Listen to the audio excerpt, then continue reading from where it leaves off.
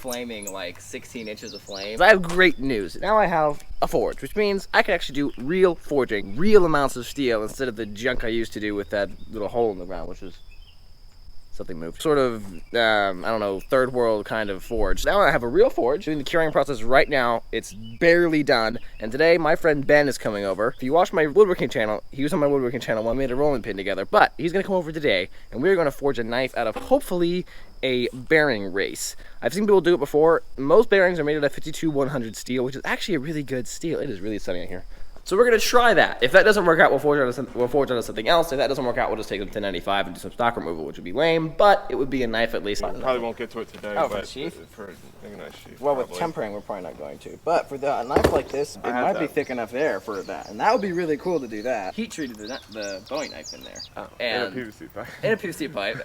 I did it before with smaller and I never had a problem. It was like flaming like 16 inches of flame out the top, like the whole time. Close the wrong one and open the wrong one. That's still pretty cool. Just hammer it out until a flat point. Get a little bit wider. Unfortunately, not that one bevel. Get in there.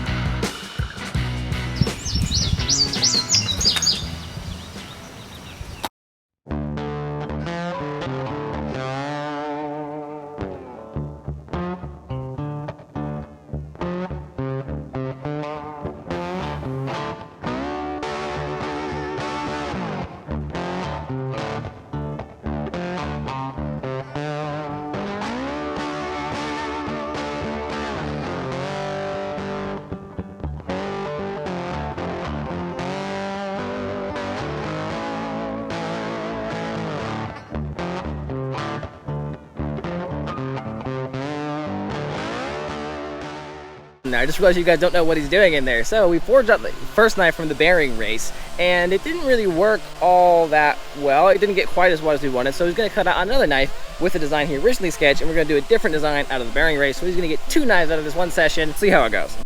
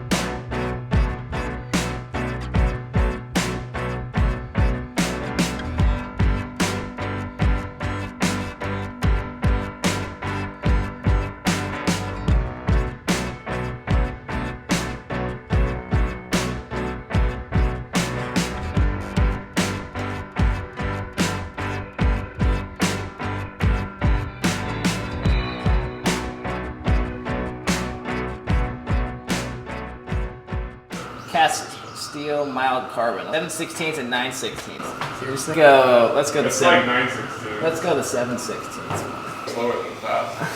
Well, for stainless, that doesn't sound good. For stainless, it's half of the big one. I'll just go the slowest. It'll be fine.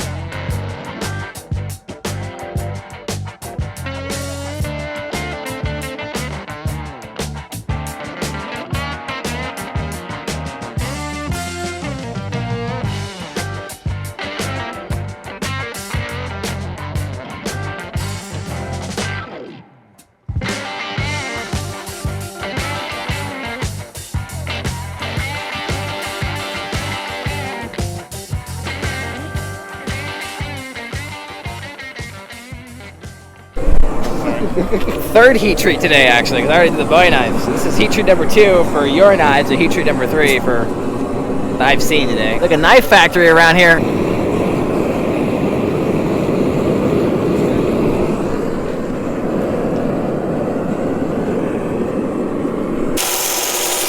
So, this knife, we'll call it the, Cold Steel has one they call a Byrd and Trout knife. It looks a lot like this. So we'll call this one the Celtic Byrd and Trout. It's the Celtic Byrd and Trout knife. It's a little bit warped, which I guess we should have expected because it was round to begin with. And doing slight shim on the temper. I've actually only done this once before, I think. So it's not going to break. I just don't know if it's going to be straight. That one's probably not going to be done today because it's already almost 5 o'clock.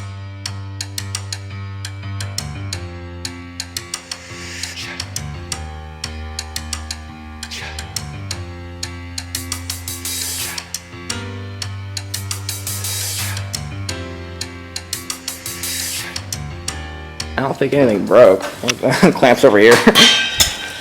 Something, I guess it was the block that would hit me. I thought it was. Yeah, it's over here. That's what I did. I probably hit the edge of that block. And then it caught it or something. You had to have one explosion with the drill press.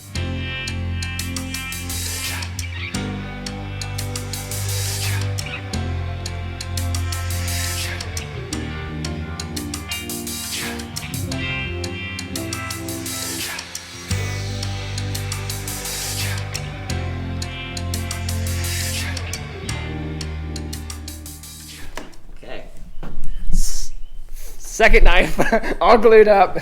First knife in the temper, and that is probably it for today. So, you just gotta shake hands. This is what they do on YouTube video. Great day. Yeah. Great work. It was good. That was about 100 times better than I did for my first, I don't know how many knives. A lot of knives I really, really screwed up on. This is, yeah, I would have been ecstatic if my first, this is your first knife, really? Yeah. This is your first knife, yeah. I would have been over the moon if my first knife looked like this. I'm going to show you guys some of my first knives because they look really bad. So that's it for now. I'll see you next time, whatever that is. Yeah.